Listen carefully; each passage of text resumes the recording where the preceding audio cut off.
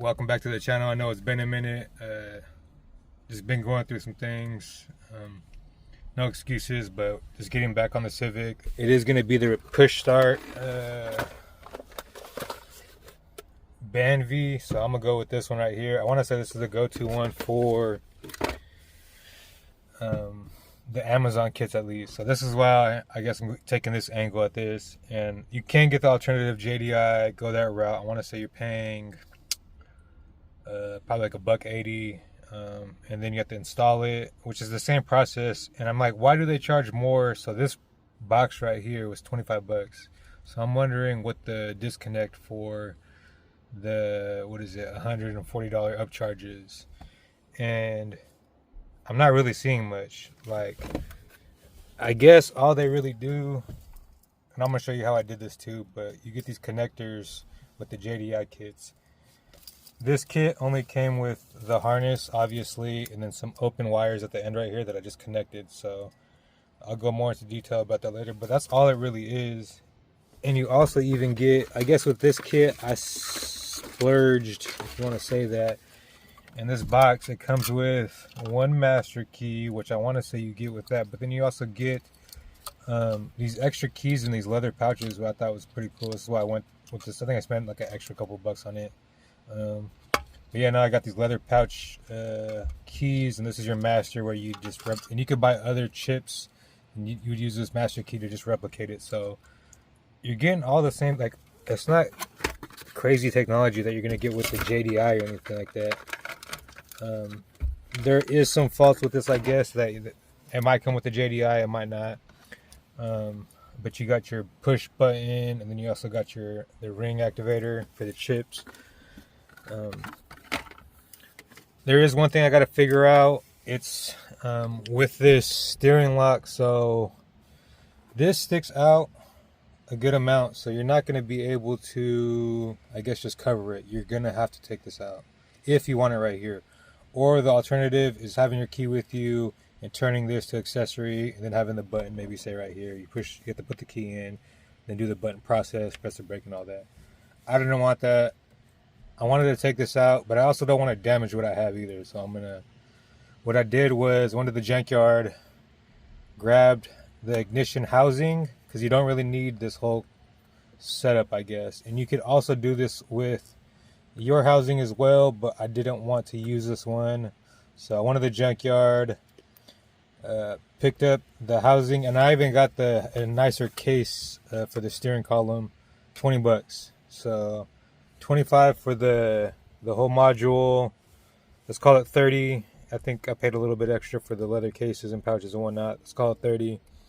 So altogether, with a new cover case, the steering column cover, 50 bucks. So, and then I also, got the junkyard special on these right here, because we wasn't leaving hungry. But yeah, don't forget these, and then I guess go ahead and pick you up this. And I think that's pretty much it for what the difference is between the JDI case and then this case. So anyways, I'm going to show you how I go about this, and maybe I might not post this video because it probably won't work out, because there's also another issue with this button. The button that it comes with is too big to fit in here directly, but there's a possibility that I'm looking into where you sandwich the locking clips around the housing. So I'll show you more about that later. But I'm gonna get this started, and I already got it started. Like, I got this housing off, and it's real simple too. I guess I'm not gonna show you how to remove the steering wheel because obviously I don't have one. But I heard you can do this without removing the steering wheel. It's just more difficult. You're pretty much trying to access two of these lock or anti-theft bolts up here, and then you'll maybe cut off some zip ties and unplug two plugs back here. That's for the module, for the harness. But for the coverings, it's 3 bolts for the steering wheel cover column, and then 3 bolts for the, if I'm not mistaken, 3 bolts. And then these just pull apart, and then this, after you get the bolts out, you should just be able to pull it down.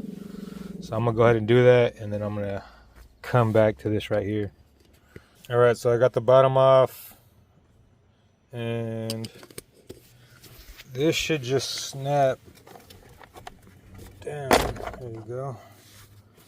It just pulls off like that. There's clips that come in here. Another reason why I got another cover is because in doing a custom dash, I kept taking it in and out, and it started scratching right here. So here's the housing system. Like I said, the tumbler is gonna get in the way. You can't just take the tumbler out. You put the key into the accessory position. There's a pin. You guys can't see it. There's a pin right there. You kind of align or put this in accessories, press that down and push it out.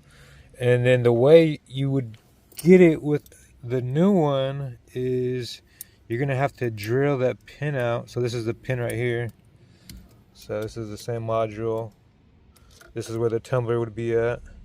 And then up top right here is that pin. And you would depress that and pull them out while the pin was depressed. And you could save and keep the tumbler without damaging this.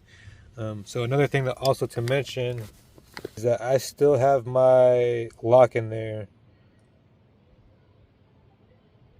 I'm going to test it. It shouldn't activate at all. There's nothing to activate it. There's no modules. I took off all the computers on here. There's like 3 things that I took out. I started messing even with like the pin mechanism or that locking deal just to see if something would activate and maybe it would shoot up. But it activates on a rotation system. So if this thing turns around, which you're able to turn around, it'll rotate the side as well. And there's a pin right there. You might be able to knock that pin out and, I don't know, maybe do out this whole thing. But I'm trying to do this with the least amount of work. So what I did was I threw a bunch of super glue. Maybe you could do some JB weld. So that way that thing doesn't have a chance of turning. But after you turn it maybe like a half clock, it'll start pushing this pin up. And you're able to just keep turning it too. So if it ever were to lock, all you would have to do would just to keep rotating that some. And you could do it by hand. I put super glue in there. I don't know how well it's going to hold. But it seemed like it took... And you could do it easily with your hand, but I don't think it's just going to do it on the wind by itself with the motion of the car. Highly doubtful it would rotate like that. Maybe with some crazy vibrations, possibly if I did a swap and things got nutty, that could happen, but I highly doubt it. I mean, at that point, I would actually just put some JB weld. That way it really wouldn't go nowhere. And you could even do this side. But you could also punch out and hollow out everything if you wanted to go through the extra work. Up to you. I'm doing the least amount of work and saving the most money. So.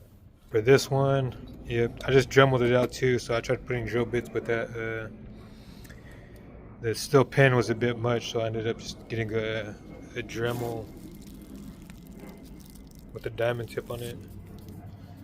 And I was able to shave it down. That like gouging right there is from the drill bit. I should have just started with that grinder bit. But other than that, just grind it down and it should pop out. I think there's like a clip you have to undo. That's pretty easy. Maybe 20 minutes.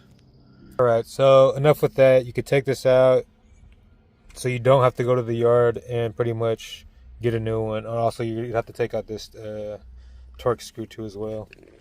These are, let's see if I got them yet. So these are the tamper-proof screws, and if you had a steering wheel right here, it would be a big pain in the ass.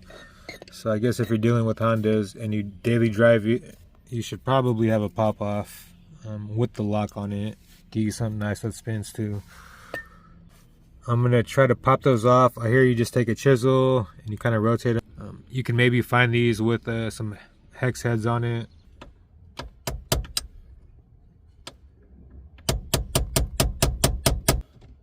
Gosh, I'm just mangling these things up. But these are getting a pretty good grip. These are the Negisaurus from Engineer. Here, I don't know if you could read it on there. Yeah, the Engineer. It comes with these bolt gripping heads. I probably should have got a bigger one too. But these things are nice. $20 on Amazon.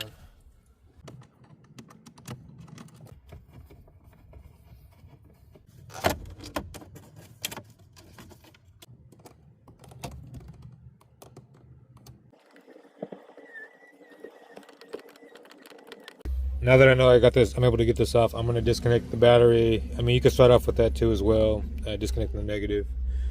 But I'm gonna go ahead and do that. And yeah, I think that took me about like 10 minutes. But also, yeah, you seen that something else to note is taking off this bezel, you'll get a lot more access to this area right here. So for this car specifically, and maybe other Hondas, yeah, just note that as well. Save yourself some hassle and time. I should just be able to plug this. This is one of the harnesses I have. Of course, it wants to be a bitch.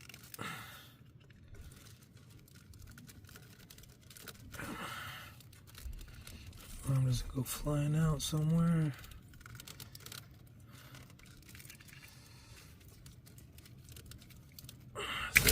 Fuck. Let's see. So, might want to do that with some gloves. I could have fucking took a nice chunk out of my skin out with this plate. I'm trying to avoid taking it off if I don't need to. I'm trying to figure out why I would need to, but I'm trying to figure it out the hard way so that way y'all could do it the easy way. Unless it's for this plug over here, which I can reach. So, in theory, it should be able to get pushed out, and I already got the top loosened. And I want to say that's money right there. Yeah, come on.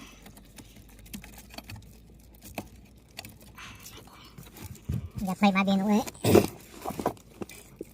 can't finesse this plug. There's this crack right here.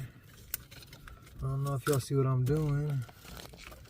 If that kind of worked, I might just be able to. Yeah, so you don't even gotta take off the plate. You do gotta unbolt one bolt for the ground, just like you would on the JDI. Hey, we'll peep game. Let's go. That's money.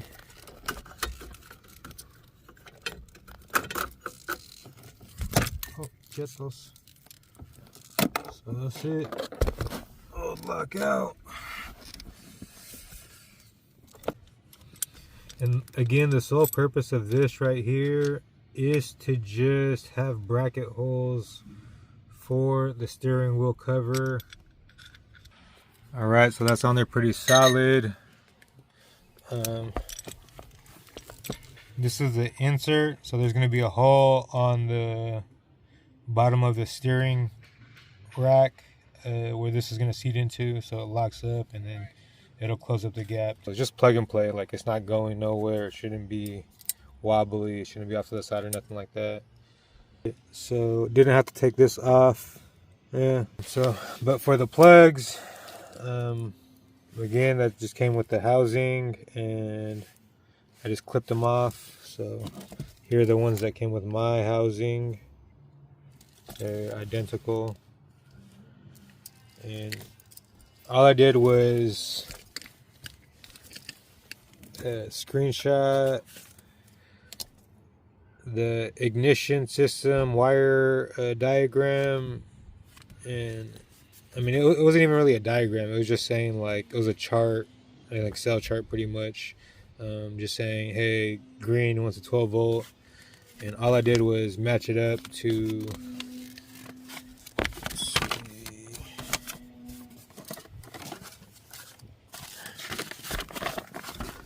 I just matched it up to these right here. I think there was one thing that didn't match, or they just had to tape this off, but I'm using new plugs. So I guess in this system they're expecting you to tap it, which you can do that, but I'm kind of going above and beyond. But yeah, I just matched all this up, but I know you guys are gonna want to know and just see pictures anyways. So this is how it went for this. So you're gonna get all of these color-coded wires. I know you goons are not even going to try to go look up diagrams. You're just going to try to see what I did. But go do your research. Like, it's not that hard. And just go look up a chart. But I'm just going to show you anyways, just so you guys don't mess it up. And if I do mess this up, you guys don't mess up in the way that I messed up too. But for, what is it, 6 plug, and I want to say the other one's a 5 plug. It's a little smaller one. I don't know, 4 plug. Yeah, there's nothing in the middle. So this is a 4 plug, 5 plug, but you're only using 2 out of the 6 plug, sorry. The big white and then the black and white. So it has more black on this one. But the all white has red going to it, and then yellow to the black and white. And then for the 4 plug, only got 3 wires coming out of this. And then this one you have the white and black that has the blue on it. And then yellow has brown. And then this is black and yellow has white. And that filled up all the plugs. And then there's a ground wire you're gonna want to put a hook on. And then that's pretty much all the plugs for this one. On the other plug, this one, it says it in here too. Let me see. Just because I know you guys want me to go over the diagram. So it says that has no function.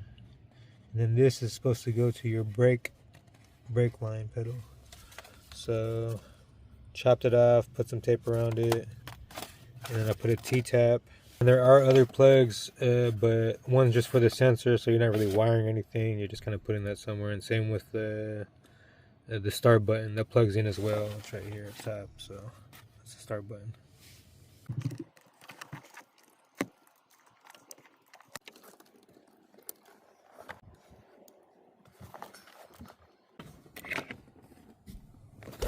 Master POV. This is the brake pedal. This is the sensor. This is the plug going into it, and you are set to hit the green wire. There is a white and green. What is that? White and green.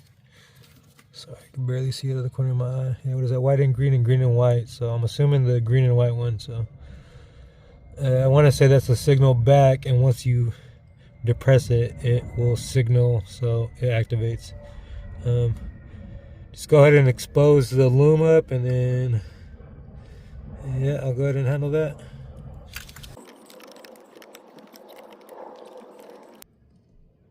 Make sure this is also put in there correctly. You can easily slide this off to the side and it won't get put in. Hopefully that pinched all the way too as well. I guess this takes another bolt. Dang it, y'all.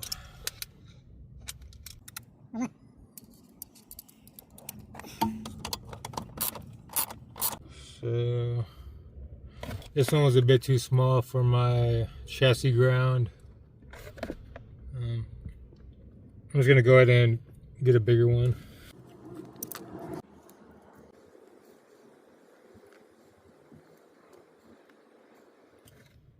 Yeah, the bolt fits.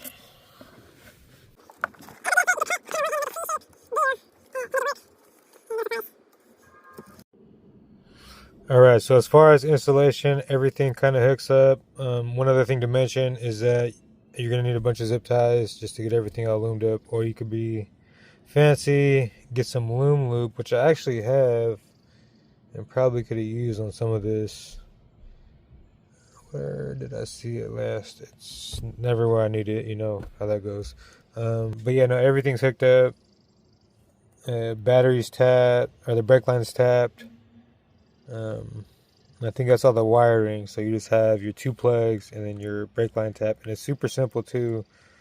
Same thing with the JDI. So save yourself $150. Let's call it that. Most of the time, people have more time than they do have money. But if not, you know, go ahead and grab that JDI. It's up to you. I'm doing it the hard way, saving myself a buck, doing it the budget, whatever. But you know, this is the last issue I guess we're gonna have. I don't know how well the JDI button fits. This one right here in particular, maybe you could use a different bracket, but this one didn't fit too well. It doesn't fish through entirely, so I'm gonna have to see if I can make this fit without cutting it and doing kind of just the least amount of work and least amount of damage. Alright, so I was able to, I guess I kind of rotated the button to get to it because this last screw was being a pain. I'm just going to go ahead and tighten it down.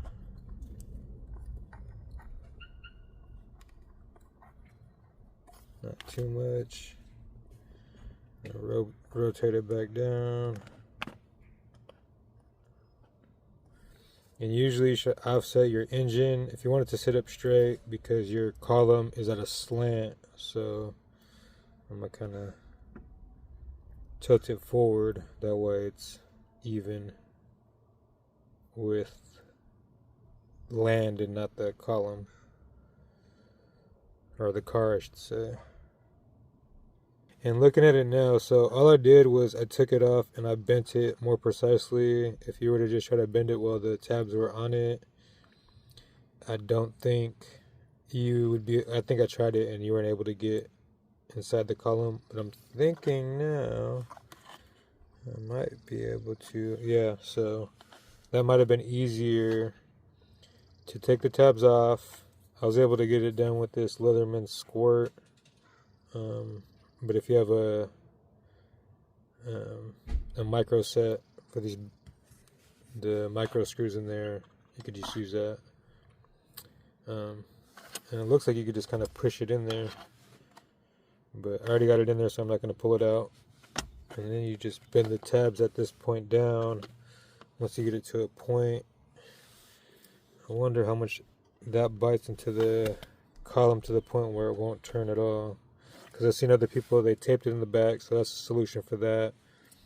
And then you're also going to have to tape your ring somewhere too as well.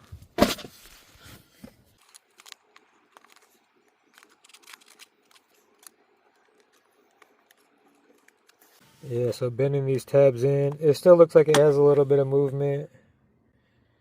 Maybe if you like crank on it, I think I'm fine. Button seems pretty solid. And it looks good on there already, right? I mean, sure. So I guess before we hook everything back up, let's test it out. I don't want to unplug once I hook everything up and I test it out. I don't want to start plugging anything. Let's go ahead and try to loom it up where we can right now. This one don't got a clip on it. It goes upside down. Alright. I'm kind of afraid to hook up the negative battery. I feel like the airbags might go off for some crazy reason. Cause why? Pray for me, y'all. Anxiety. Alright, nothing happened. Alright, that's on there snug. Let's see if any cables are frying out over here. Alright, so nothing's messing up so far, right? Computer's hooked up. And now I just have to program it. So let's see what we do for that.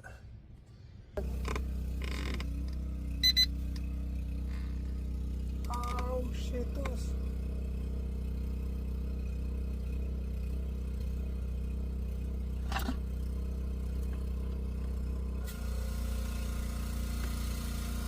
Hey, accessory mode.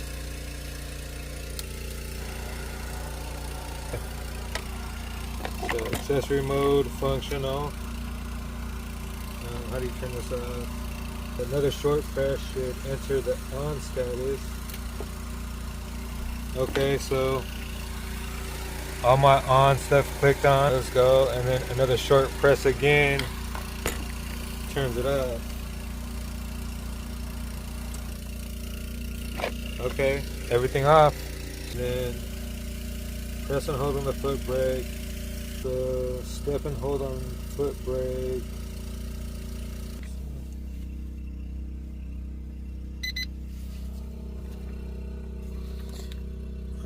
Hope I don't blow up.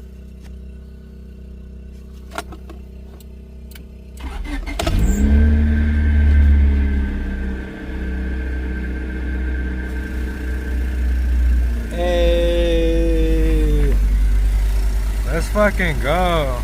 I just got push button start on my shit. Hey. And then to turn it off,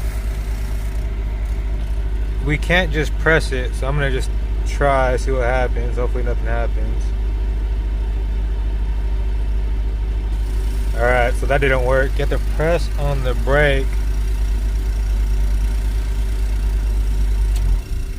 Oh, let's fucking go. Alright, I got push fucking button. Lost steering wheel lock, so just a reminder on that.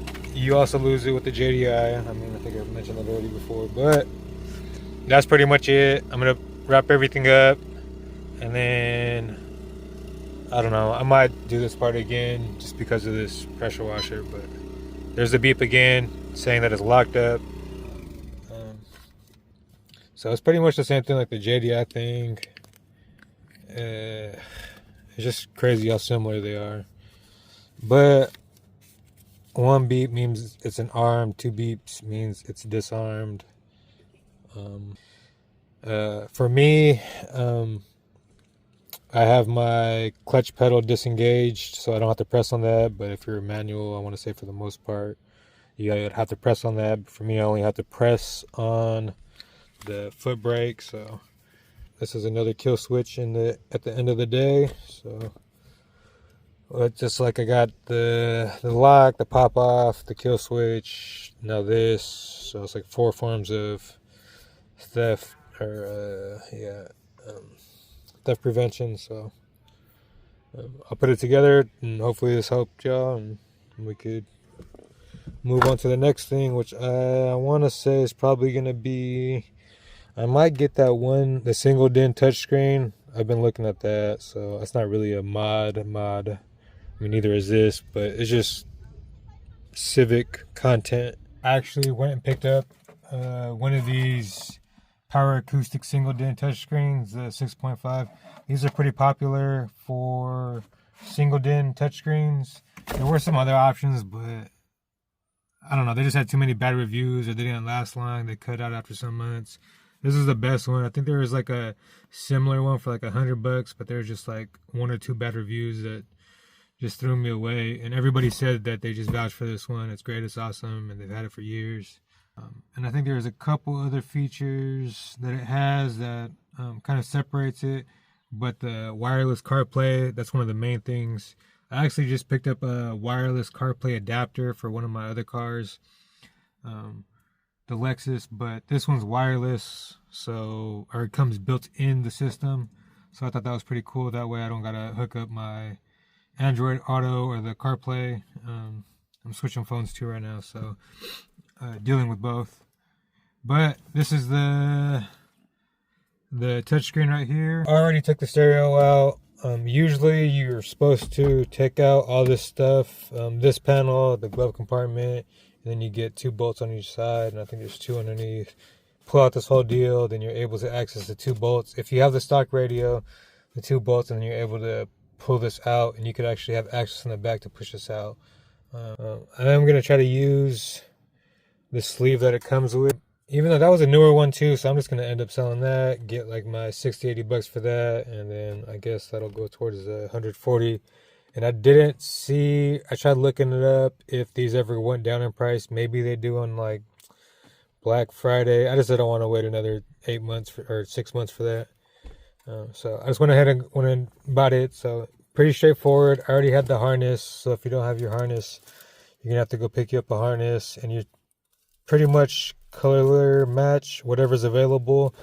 Whatever is not available, like this auto antenna, I think there's this pink is the rear view camera, which I do want to hook up. So I've been looking into them, and it even has a rear view outlet. And this is a USB dongle. It's not an antenna. I don't know why it's hardwired into there, but sure. Good thing they did it too, though, I guess. Better than not having it, I would say. But you can hook up your sub and whatnot. So, and it just comes with the harness, this harness, and then it also comes with a remote. It came with some tools as well. I don't know where those are at. And then I have, this looks to be amplifier. Oh, this is for a front camera, I want to say. Amp control. I'm not 100% sure what these ones go to. Looks for something more specific. This is the remote it comes with. So if you guys want to see the features. But, I mean, I never use that. But anyways, yeah, this is this right here.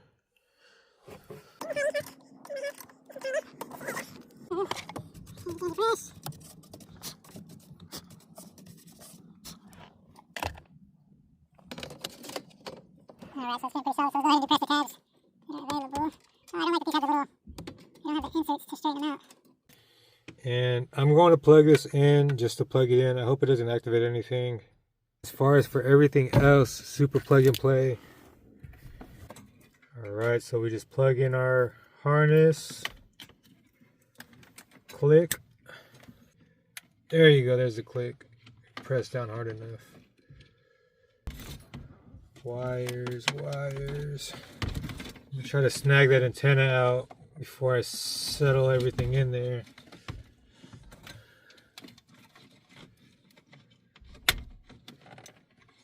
Alright, got the antenna in. Make sure you got the right orientation of your stereo too as well. You don't want to install it upside down. So one thing I'm noticing right away is that once you press it in, it's locked in. So make sure it's on before you press it in.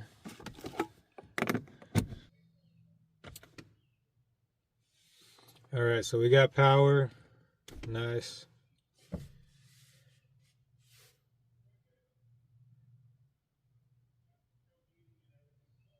It's a little bit of a load time. This thing fits in so better. I don't know how I'm gonna get it out, but I guess I can do it with taking apart everything. Possibly. We'll see. But as far as for EK, this thing fits in perfect. So I hope that these pop off somehow. I'll look into it, but it looks like there's two deals right here. Either for the screen pop off, or maybe you could insert the tabs. But yeah, now everything's set up for this, so it's pretty much good to go. That's pretty much it for this video. Got the push start going. Super simple plug and play. Again, I hope this helped. But anyways, that's it for this video. Take it easy till next time.